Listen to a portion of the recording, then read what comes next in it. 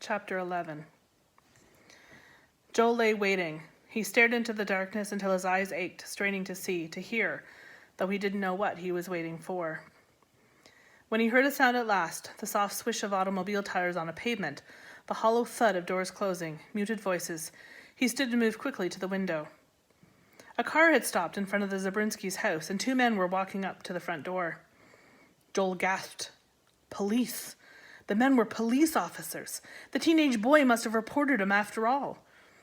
He tried to pull his jeans over his pajamas, but his foot got tangled in the fabric.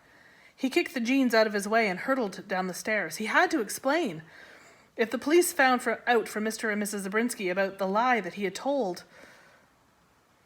The front door was locked, and he lost precious seconds fiddling with it, jerking the lock this way and that until the door finally sprang open, and he pushed the screen door out of his way.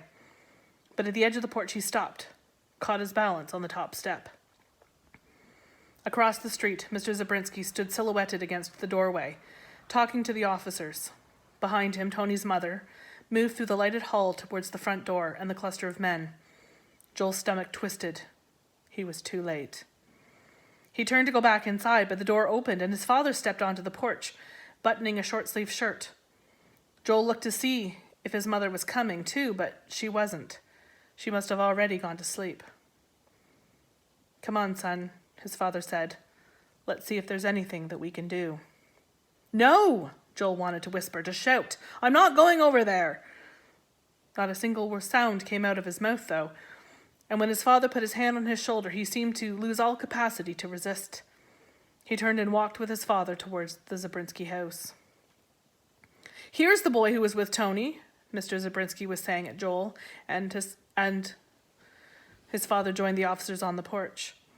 Mr. Zabrinsky spoke without inflection. All the life seemed to have squeezed out of his voice. The two policemen pivoted simultaneously to face Joel, their eyes shadowed by the visors of their caps, their mouths set lines. One of them held a plastic bag from which he'd drawn Tony's blue shirt. Joel stepped backwards, but his father held an arm behind him. Joel couldn't tell if his father was protecting him or preventing him from running away. "What have you found?" his father asked. "The boy's clothing," the officer said, holding the shirt. "By the river. His bike, too." Joel took a glimpse at Tony's mother. She was swaying, her hands pressed against her face. Did she know the truth? Did she know he'd been there too? That he'd seen it all? He couldn't tell. "Did you know Tony went to the river, Joel?" Mr. Zabrinsky asked in the same lifeless voice he'd first used.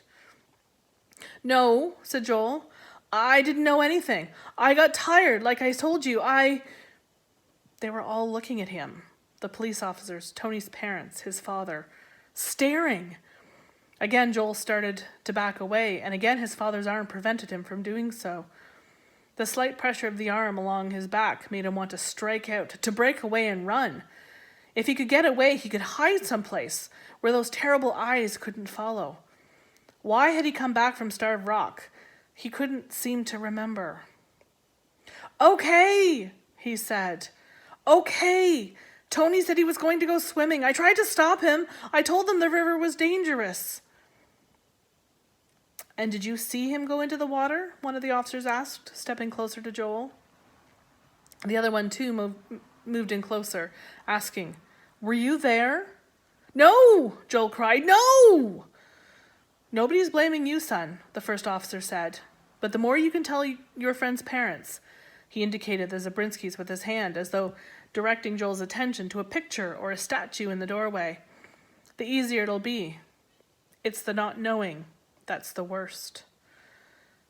"Please," Mrs. Zabrinsky whispered, "if you know anything." Mr. Zabrinsky leaned against the doorframe, one massive fist pressed tightly against his mouth, weeping silently. "Joel," his father said, "you've got to tell us."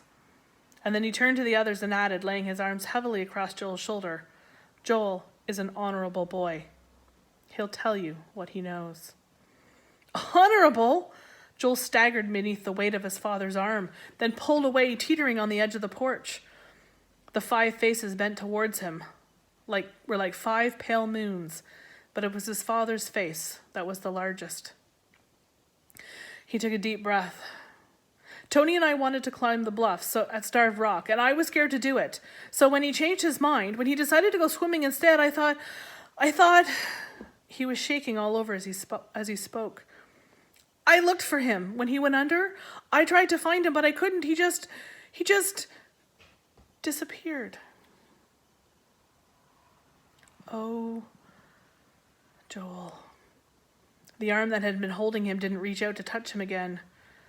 Joel, his father repeated. Mr. Zabrinsky moaned and stepped backwards into the shadowy hallway. Tony's mother stood perfectly still. She didn't look at her husband. She stared only at Joel, her face twisted and ugly. Everyone was looking at him, blaming him. He wanted to turn away and to run at last, but his feet refused to carry him in the direction. Instead, he stumbled towards his father, his hands raised, clenched into fists. I hate you, he cried, pounding on his father's chest. It's all your fault. You never should have let me go. His father said nothing, did nothing to shield himself from Joel's fists.